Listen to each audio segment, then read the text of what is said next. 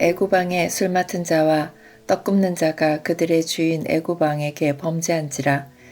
바로가 그 두 관원장 곧 술 맡은 관원장과 떡 굽는 관원장에게 노하여 그들을 친위 대장의 집안에 있는 옥에 가두니 곧 요셉이 갇힌 곳이라.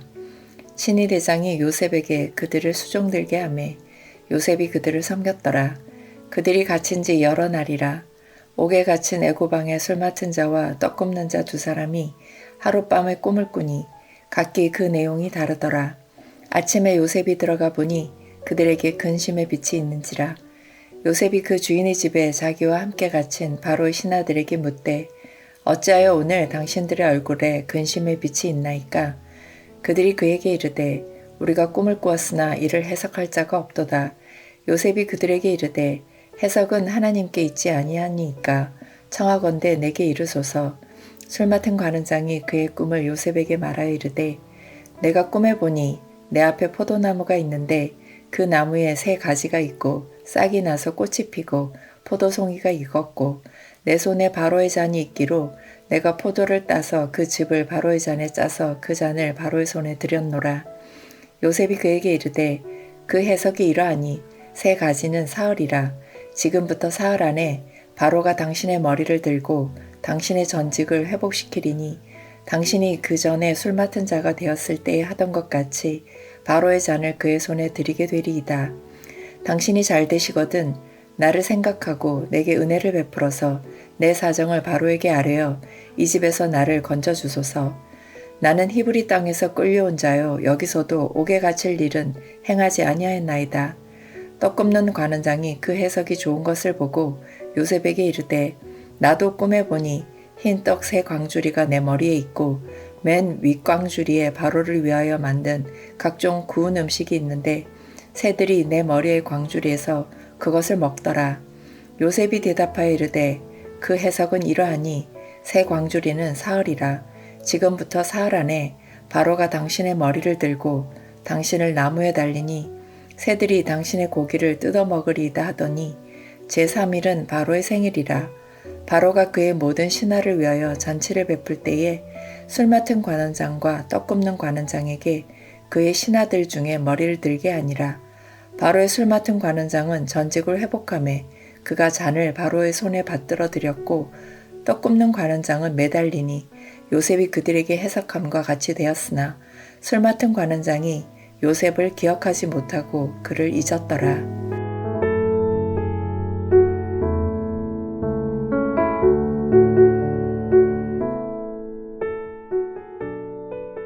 오늘 40장의 사건이 일어난 후에도 요셉은 2년을 더 감옥에 머물러야 했습니다. 인생에서 가장 찬란하게 빛나야 할 10대 후반과 20대 전체를 종살이로 옥살이로 보낸 것입니다. 창세기 39장과 40장은 그 13년의 세월을 담고 있습니다. 오늘 40장의 사건이 일어난 후에도 요셉은 2년을 더 감옥에 머물러야 했습니다. 인생에서 가장 찬란하게 빛나야 할 10대 후반과 20대 전체를 종살이와 옥살이로 보낸 것입니다. 사람의 눈으로 볼 때 요셉의 삶은 철저히 낭비된 것처럼 보입니다. 도무지 가치 없는 시간, 지워버리고 싶은 시간처럼 느껴집니다. 하지만 하나님의 거대한 그림 안에는 절대로 낭비가 없습니다. 하나님은 실패하심이 없습니다. 요셉에게 맡기실 위대한 일을 위하여 가장 요긴하고 필수적인 것들을 이 옥살이를 통해 훈련하고 계셨던 것입니다. 애굽 왕의 술 맡은 자와 떡 굽는 자가 범죄하여 감옥에 들어옵니다. 바로 요셉이 갇힌 곳입니다. 술 맡은 관원장과 떡 굽는 관원장은 단순한 요리사가 아닙니다. 독살의 위험이 컸던 고대 왕정에서 왕이 가장 신임하고 사랑하는 권력의 실세들입니다. 노예인 요셉의 신분으로는 평생 가도 옷자락 한번 스칠 수 없는 지체 높은 사람들입니다. 그런데 감옥에서 요셉은 그들을 예기치 못한 방식으로 만나게 됩니다. 이것이 바로 하나님의 섭리입니다.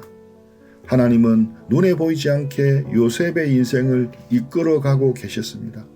요셉은 그 감옥에서 묵묵히 두 관원장을 섬겼습니다. 어느 날 아침 두 관원장의 얼굴에 근심의 빛이 가득했습니다. 왕의 생명을 지키는 최측근으로서 그들은 언제나 평온한 얼굴을 유지해야만 살아남을 수 있는 자들입니다. 얼굴을 찌푸리면 목이 달아나는 살얼음판을 걷던 자들입니다. 그런 그들이 근심의 표정을 숨기지 못할 만큼 간밤에 꾼 꿈은 강력하고 두려운 것이었습니다. 그들은 탄식합니다. 8절 우리가 꿈을 꾸었으나 이를 해석할 자가 없도다. 감옥 밖이었다면 애굽에 내노라는 점장이와 술객들을 다 불렀겠지만 이곳은 갇힌 곳이었습니다. 그때 요셉이 입을 엽니다.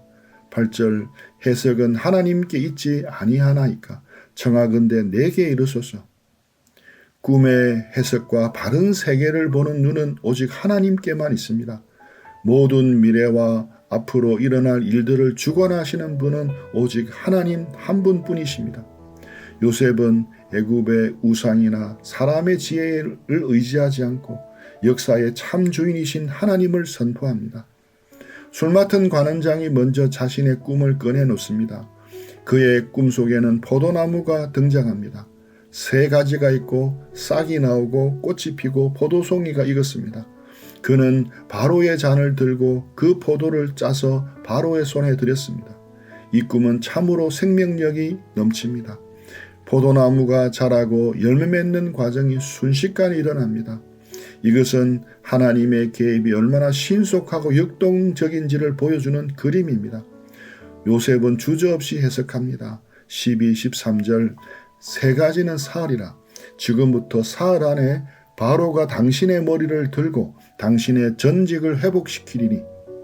머리를 든다는 표현은 고대 애굽에서 사면 복권이나 명예 회복을 의미하는 관용구였습니다. 술 맡은 자에게 이 해석은 어두운 감옥에 비친 강렬한 태양빛과 같았을 것입니다. 죽음의 공포가 생명의 환희로 바뀌는 순간입니다. 이 해석을 듣고 옆에 있던 떡 굽는 관원장은 고무되었습니다. 해석이 좋은 것을 보고 자신도 꿈을 말합니다. 하지만 그의 꿈은 달랐습니다. 흰떡 3광주리가 머리 위에 있습니다. 그런데 가장 윗광주리에 바로를 위하여 만든 각종 구운 음식이 있는데 새들이 와서 그것을 먹어버립니다. 요셉의 안식이 어두워졌을 것입니다. 그리고 떨리는 목소리로 하나님의 심판을 전합니다. 18, 19절 3광주리는 사흘이라 지금부터 사흘 안에 바로가 당신의 머리를 들고 당신을 나무 위에 달리니 새들이 당신의 고기를 뜯어 먹으리이다. 똑같이 머리를 든다는 표현이 사용되었습니다. 하지만 그 의미는 정반대입니다. 한 사람에게는 명예회복을 의미했지만 다른 한 사람에게는 목이 잘리는 처형을 의미했습니다. 술 맡은 관원장에게 해석을 전한 후 요셉은 간곡히 부탁합니다. 14절 당신이 잘 되시거든 나를 생각하고 내게 은혜를 베풀어서 내 사정을 바로에게 아뢰어 이 집에서 나를 건져주소서. 요셉은 자신의 무죄를 호소합니다. 15절 나는 히브리 땅에서 끌려온 자요 여기서도 옥에 갇힐 일을 행하지 아니한나이다.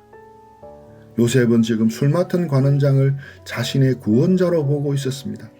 그가 바로의 곁으로 돌아가면 자신의 억울함을 단번에 해결해 줄 수 있을 것이라고 믿었습니다. 하지만 결과는 어떠했습니까? 요셉의 예언대로 사흘 뒤 바로의 생일에 한 사람은 복직되고 한 사람은 처형되었습니다. 하나님의 말씀은 1.1획도 틀림없이 성취되었습니다. 그런데 23절은 기대와는 다른 결과를 보여줍니다. 술 맡은 관원장이 요셉을 기억하지 못하고 그를 잊었더라. 요셉을 잊었더라. 이 짧은 구절에 담긴 요셉의 절망을 상상해 보십시오. 요셉은 술 맡은 관원장이 복직된 후부터 감옥문을 바라보고 있었을 것입니다. 이제나 저제나 소식이 오겠지. 그 관원장이 나를 기억하고 사람을 보냈겠지. 하루가 가고 한 달이 갑니다. 계절이 바뀌고 낙엽이 집니다. 그러나 감옥문은 열리지 않습니다. 요셉은 철저히 잊혀졌습니다. 가장 믿었던 희망의 줄이 끊어진 것입니다. 사람을 의지하는 자는 반드시 이 잊혀짐의 고통을 겪게 됩니다. 요셉은 2년이라는 시간을 더 기다려야만 했습니다. 그 인연은 요셉에게 가장 길고 고통스러운 시간이었을 것입니다. 하지만 믿음의 눈으로 보면 이 인연은 하나님이 요셉을 위해 마련하신 은총의 시간이었습니다. 만약 그때 관원장이 바로 기억해서 요셉을 꺼내어 주었다면 어떻게 되었겠습니까? 요셉은 그저 무죄 방면이 되어 고향으로 돌아가 평범한 목자로 살았을지도 모릅니다. 아니면 보디발 집으로 돌아가 다시 종살이 했을지도 모릅니다. 하나님의 계획은 요셉의 상상보다 훨씬 컸습니다. 하나님은 요셉을 한 개인의 억울함에서 건져내는 정도가 아니라 이스라엘이라는 민족을 살리고 온 세상을 기근에서 구원할 총리로 세우기를 원하셨습니다. 그 거대한 무대를 위해 하나님은 관원장의 기억을 잠시 지우신 것입니다. 잊혀짐은 버려짐이 아닙니다. 더 큰 일을 위한 하나님의 정지 화면입니다. 하나님은 결코 잊지 않으십니다. 이사야 49장 15절은 말씀합니다. 여인이 어찌 그 젖먹는 자식을 잊겠으며 자기 태에서 난 아들을 긍휼히 여기지 않겠느냐. 그들은 혹시 잊을지라도 나는 너를 잊지 아니할 것이라. 세상이 나를 잊고 동료가 나를 잊고 심지어 가족이 나를 잊어도 하나님은 우리를 손바닥에 새기셨습니다. 요셉의 잊혀짐은 훗날 십자가에서 완전히 잊혀지신 예수 그리스도를 예표합니다. 예수님은 하나님으로부터 어찌하여 나를 버리셨나이까라는 고통의 외침을 내뱉을 만큼 철저히 잊혀지고 버려지셨습니다. 그분이 버려지심으로 우리가 영원히 기억되는 존재가 되었습니다. 그분의 침묵의 무덤이 계셨기에 우리가 생명의 잔치에 초대받았습니다. 지금 여러분이 누군가에게 잊혀졌다고 느껴지십니까? 내가 공들여 섬긴 사람들이 나를 몰라줘서 서운하십니까? 주님을 위해 헌신했는데 돌아오는 것은 오해와 무관심뿐이라 눈물 나십니까? 기억하십시오. 사람의 기억력은 한계가 있으나 하나님의 생명체는 영원합니다. 우리의 모든 수고와 눈물을 하나님은 병에 담아 보관하고 계십니다. 관원장이 요셉을 잊은 2년 동안 하나님은 요셉의 인격을 빚으셨습니다. 사람을 의지하던 마음을 꺾으시고 오직 하나님만 바라보는 순결한 믿음으로 만드셨습니다. 애굽의 법도와 경제를 배우게 하셨고 가장 낮은 자의 아픔을 공감하는 목자의 심장을 주셨습니다.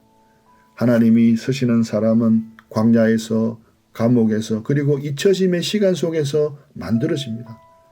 여러분의 기다림은 헛되지 않습니다. 하나님은 가장 완벽한 타이밍에 감옥문을 여실 것입니다. 그때 요셉이 관원장에게 사정해서 얻는 구걸의 자유가 아니라 바로 왕이 머리를 숙여 청하는 왕의 위엄을 갖춘 등장이 될 것입니다. 하나님은 가장 좋은 것을 주시기에 때로 가장 아픈 침묵을 선택하십니다. 이 침묵의 2년 동안 하나님은 쉬지 않고 일하셨습니다. 애굽의 가장 낮은 곳에서 죄수들을 섬기며 요셉은 장차 대제국의 백성들을 품을 수 있는 목자의 심장을 얻었습니다. 애굽의 정치범들이 수용된 그 감옥에서 요셉은 당대 최고의 엘리트들로부터 제국의 경제와 법도와 행정을 배웠습니다. 고난의 맷돌에 갈리고 부서지면서 요셉의 모난 성품은 부드러운 가루가 되었습니다. 하나님의 통치에 엎드리는 순종하는 사람으로 완성되어 간 것입니다. 여기서 우리는 구분해야 할 것이 있습니다. 신앙은 그저 이 고난이 끝나면 부자가 될 것이다, 성공할 것이다 라는 막연하고 얄팍한 기대가 아닙니다. 그럴 수도 있고 아닐 수도 있습니다. 우리의 참된 소망은 이 환경의 변화에 있지 않습니다. 우리의 진짜 소망은 하나님의 다스림 그 자체에 있습니다. 지금 당장 내 기도가 응답되지 않아도 여전히 내 손에 쥐어진 것이 없고 캄캄한 감옥 속에 앉아 있어도 주님이 지금 나를 다스리고 계신다는 그 사실 하나로 만족하는 것입니다. 내 삶이 주님 손에 있습니다. 내가 이해할 수 없는 이 고난의 시간조차도 주님의 완벽한 섭리 가운데 있음을 믿습니다. 이 고백이 터져 나오는 것이 진짜 신앙입니다. 지금 누군가에게 잊혀져 홀로 버려진 것 같이 울고 계십니까? 아무리 기도해도 하늘이 노새처럼 굳게 닫힌 것 같아 답답하십니까? 내 청춘, 내 시간, 내 물질이 다 낭비되고 있는 것 같아 두려우십니까? 눈물을 닦으십시오. 그리고 고개를 들어 십자가를 바라보십시오. 하나님은 여러분을 잊지 않으셨습니다. 단 한순간도 여러분에게서 눈을 뗀 적이 없습니다. 여러분을 가장 아름다운 하나님의 사람으로 이 시대를 살려낼 영적 리더로 빚어내기 위해 지금 풀무불의 온도를 높이고 계실 분입니다. 사람을 의지하던 빈손을 모아 기도하십시오. 억울함을 호소하던 입술을 열어 하나님의 주권을 찬양하십시오. 세상은 우리를 잊어도 우리를 손바닥에 새기신 하나님은 절대 우리를 포기하지 않으십니다. 머지않아 하나님의 가장 완벽한 때 감옥문이 열릴 것입니다. 그때 우리는 세상이 알 수도 줄 수도 없는 하늘의 지혜와 능력을 덧입고 세상을 축복하는 자리에 서게 될 것입니다. 우리 인생의 모든 해답과 해석은 오직 하나님께 있습니다. 절대 주권자이신 하나님의 손길에 여러분의 남은 생애를 온전히 맡겨드리는 복된 인생들 다 되시기를 주님의 이름으로 간절히 축원합니다. 들은 말씀 가지고 묵상하며 기도하며 주님과 교제하는 시간 가지겠습니다.